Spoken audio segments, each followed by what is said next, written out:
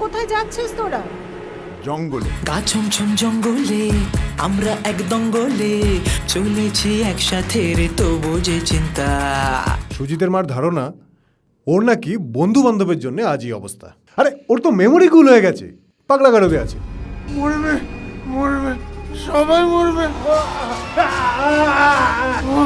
ও আসছে। নিঝুম নিঝুম এই রাতটার চোখ থেকে কাড়বো ঘুম, কেড়ে নেব ঘুম। আমার সিক্স সেন্স বলছে এই জঙ্গলে বা এই বাড়ির কোথাও অবশ্যই অশরীরী আত্মা আছে, আর আমরা সম্পূর্ণভাবে তাদের কন্ট্রোলে চলে গেছি।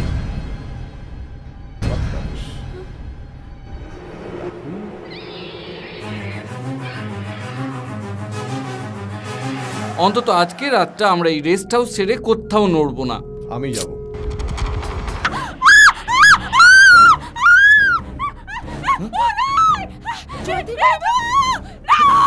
জয়তি, আমার মনে হয় উদয়, তুই আমাদের কাছে কিছু একটা কথা গোপন করছিস, আর তোর সেই গোপনীয়তার মধ্যেই লুকিয়ে আছে সুজিতের ট্র্যাজিক পরিণতির আসল রহস্য।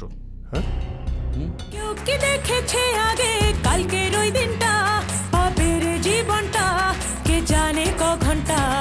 কেউ কি দেখেছে আগে কালকের ওই দিনটা, পাবে রে জীবনটা কে জানে ক ঘন্টা।